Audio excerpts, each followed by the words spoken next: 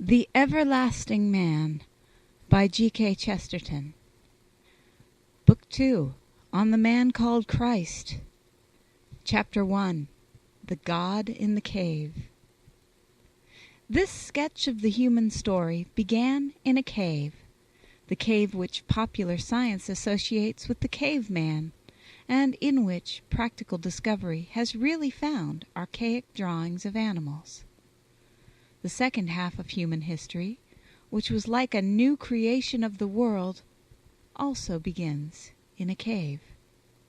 There is even a shadow of such a fancy in the fact that animals were again present.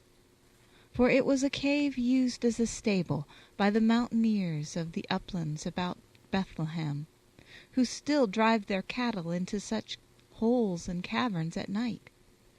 It was here that a homeless couple had crept underground with the cattle, when the doors of the crowded caravanserai had been shut in their faces. And it was here, beneath the very feet of the passers-by, in a cellar under the very floor of the world, that Jesus Christ was born. But in that second creation there was indeed something symbolical in the roots of the primeval rock, or the horns of the prehistoric herd. God also was a caveman, and had also traced strange shapes of creatures curiously colored upon the wall of the world. But the pictures that he made had come to life. A mass of legend and literature, which increases and will never end, has repeated and rung the changes on that simple paradox, that the hands that had made the sun and stars were too small to reach the huge heads of the cattle. Upon this paradox, we might almost say upon this jest, all the literature of our faith is founded. It is at least like a jest in this, that it is something which the scientific critic cannot see. He laboriously explains the difficulty which we have always defiantly and almost derisively exaggerated, and mildly condemns as improbable something that we have almost madly exalted as incredible, as something that would be much too good to be true, except that it is true. When that contrast between the cosmic creation and the little local infancy has been repeated, reiterated, underlined, emphasized, exulted in, sung, shouted, roared, not to say howled, in 100,000 hymns, carols, rhymes, rituals, pictures, poems, and popular sermons, it may be suggested that we hardly need a higher critic to draw our attention to something a little odd about it, especially one of the sort that seems to take a long time to see a joke, even his own joke. But about this contrast and combination of ideas, one thing may be said here, because it is relevant to the whole thesis of this book. The sort of modern critic of whom I speak is generally much impressed with the importance of education in life, and the importance of psychology in education. That sort of man is never tired of telling us that first impressions fix character by the law of causation, and he will become quite nervous if a child's visual sense is poisoned by the wrong colors on a gollywog, or his nervous system prematurely shaken by a cacophonous rattle. Yet he will think us very narrow-minded if we say that this is exactly why there really is a difference between being brought up as a Christian and being brought up as a Jew or a Moslem or an atheist.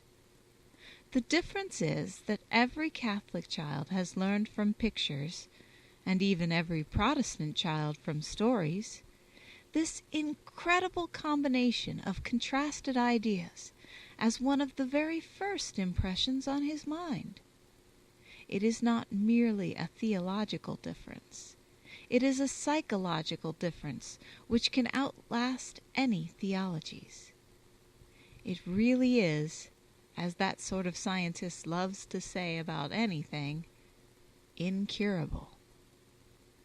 Any agnostic or atheist whose childhood has known a real Christmas has ever afterwards, whether he likes it or not, an association in his mind between two ideas that most of mankind must regard as remote from each other: the idea of a baby and the idea of unknown strength that sustains the stars. His instincts and imagination can still connect them when his reason can no longer see the need of the connection. For him, there will always be some savor of religion about the mere picture of a mother and a baby, some hint of mercy and softening about the mere mention of the dreadful name of God. But the two ideas are not naturally or necessarily combined. They would not be necessarily combined for an ancient Greek or a Chinaman, even for Aristotle or Confucius. It is no more inevitable to connect God with an infant than to connect gravitation with a kitten. It has been created in our minds by Christmas because we are Christians, because we are psychological Christians even when we are not theological ones. In other words, this combination of ideas has emphatically, in the much disputed phrase, altered human nature. There is really a difference between the man who knows it and the man who does not. It may not be a difference of moral worth, for the Moslem or the Jew might be worthier according to his lights, but it is a plain fact about the crossing of two particular lights, the conjunction of two stars in our particular horoscope. Omnipotence and impotence, or divinity and infancy, do definitely make a sort of epigram which a million repetitions cannot turn into a platitude. It is not unreasonable to call it unique. Bethlehem is emphatically a place where extremes meet. Here begins, it is needless to say, another mighty influence for the humanization of Christendom. If the world wanted what is called a non-controversial aspect of Christianity, it would probably select Christmas. Yet it is obviously bound up with what is supposed to be a controversial aspect. I could never at any stage of my opinions imagine why. The respect paid to the Blessed Virgin. When I was a boy, a more Puritan generation objected to a statue upon my parish church representing the Virgin and Child. After much controversy, they compromised by taking away the child. One would think that this was even more corrupted with Mariolatry, unless the mother was counted less dangerous when deprived of a sort of weapon. But the practical difficulty is also a parable. You cannot chip away the statue of a mother from all round that of a newborn child. You cannot suspend the newborn child in mid-air. Indeed, you cannot really have a statue of a newborn child at all. Similarly, you cannot suspend the idea of a newborn child in the void, or think of him without thinking of his mother. You cannot visit the child without visiting the mother. You cannot, in common human life, approach the child except through the mother. If we are to think of Christ in this aspect at all, the other idea follows as it is followed in history. We must either leave Christ out of Christmas, or Christmas out of Christ. Or we must admit, if only as we admit it in an old picture, that those holy heads are too near together for the halos not to mingle and cross. It might be suggested, in a somewhat violent image, that nothing had happened in that fold or crack in the great gray hills, except that the whole universe had been turned inside out. I mean, that all the eyes of wonder and worship which had been turned outward to the largest thing were now turned inward to the smallest. The very image will suggest all that multitudinous marvel of converging eyes that makes so much of the colored Catholic imagery, like a peacock's tail. But it is true in a sense that God, who had been only a circumference, was seen as a center, and a center is infinitely small. It is true that the spiritual spiral henceforward works inwards instead of outwards, and in that sense is centripetal and not centrifugal. The faith becomes, in more ways than one, a religion of little things. But its traditions in art and literature and popular fable have quite sufficiently attested, as has been said, this particular paradox of the divine being in the cradle. Perhaps they have not so clearly emphasized the significance of the divine being in the cave. Curiously enough, indeed, tradition has not very clearly emphasized the cave. It is a familiar fact that the Bethlehem scene has been represented in every possible setting of time and country, of landscape and architecture, and it is a wholly happy and admirable fact that men have conceived it as quite different, according to their different individual traditions and tastes. But while all have realized that it was a stable, not so many have realized that it was a cave. Some critics have even been so silly as to suppose that there was some contradiction between the stable and the cave, in which case they cannot know much about caves or stables in Palestine. As they see differences that are not there, it is needless to add that they do not see differences that are there. When a well-known critic says, for instance, that Christ, being born in a rocky cavern, is like Mithras having sprung alive out of a rock, it sounds like a parody upon comparative religion.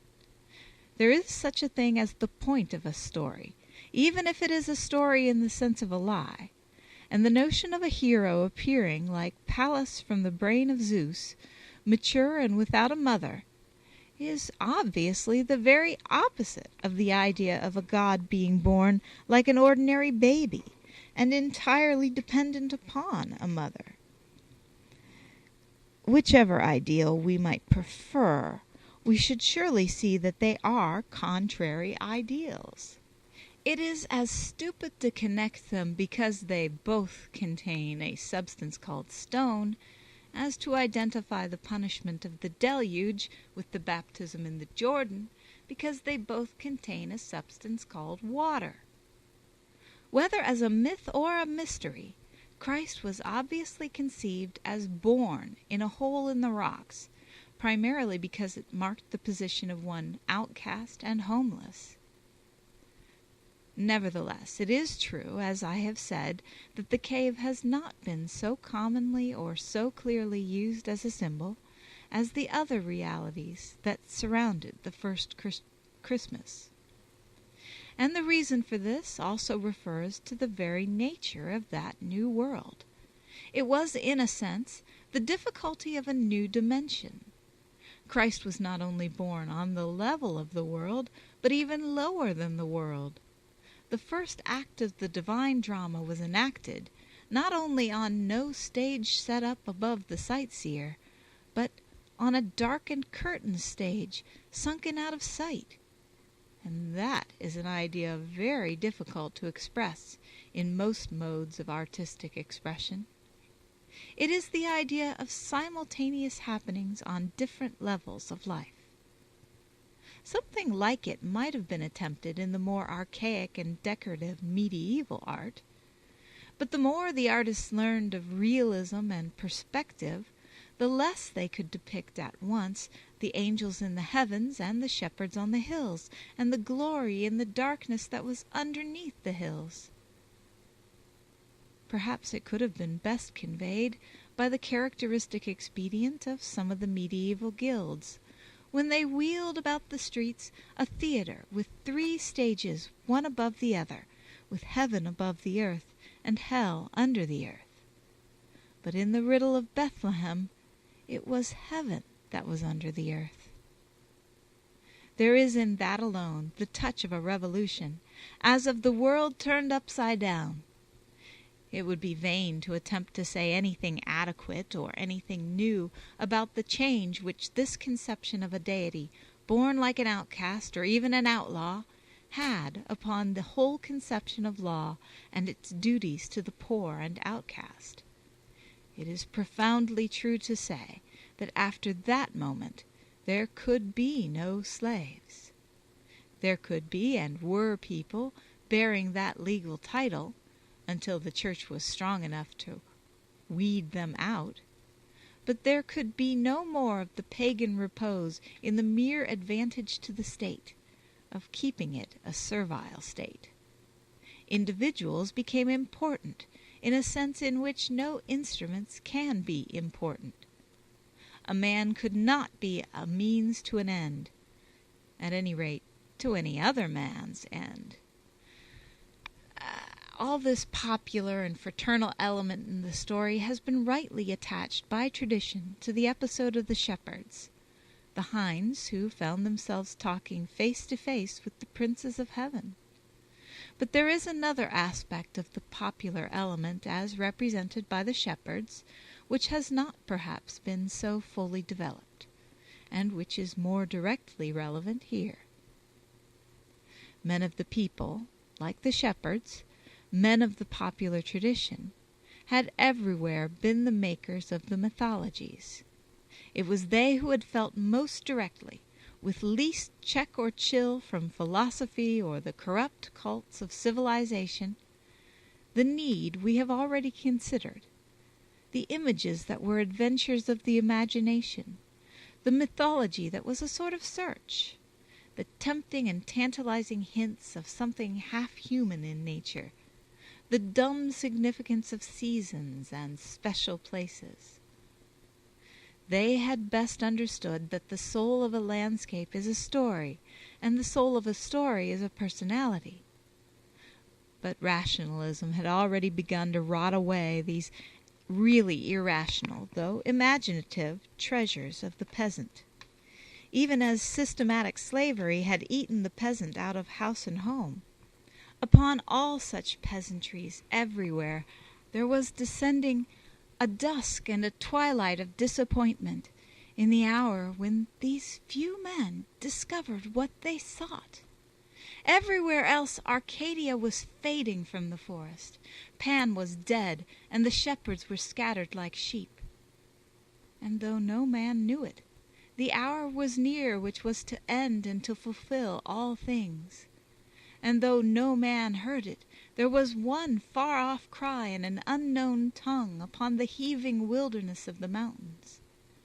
The shepherds had found their shepherd. And the thing they found was of a kind with the things they sought. The populace had been wrong in many things, but they had not been wrong in believing that holy things could have a habitation, and that divinity need not disdain the limits of time and space. And the barbarian who conceived the crudest fancy about the sun being stolen and hidden in a box, or the wildest myth about the god being rescued and his enemy deceived with a stone, was nearer to the secret of the cave, and knew more about the crisis of the world than all those in the circle of cities round the Mediterranean who had become content with cold abstractions or cosmopolitan generalizations, than all those who were spinning thinner and thinner threads of thought out of the transcendentalism of Plato or the Orientalism of Pythagoras. The place that the shepherds found was not an academy or an abstract republic. It was not a place of myths allegorized or dissected or explained away. It was a place of dreams come true. Since that hour, no mythologies have been made in the world. Mythology is a search. We all know that the popular presentation of this popular story in so many miracle plays and carols has given to the shepherds the costumes, the language, and the landscape of the separate English and European countrysides. We all know that one shepherd will talk in a Somerset dialect, or another talk of driving his sheep from Conway towards Clyde. Most of us know by this time how true is that error, how wise, how artistic, how intensely Christian and Catholic is that anachronism. But some who have seen it in these scenes of medieval rusticity have perhaps not seen it in another sort of poetry, which it is sometimes the fashion to call artificial rather than artistic.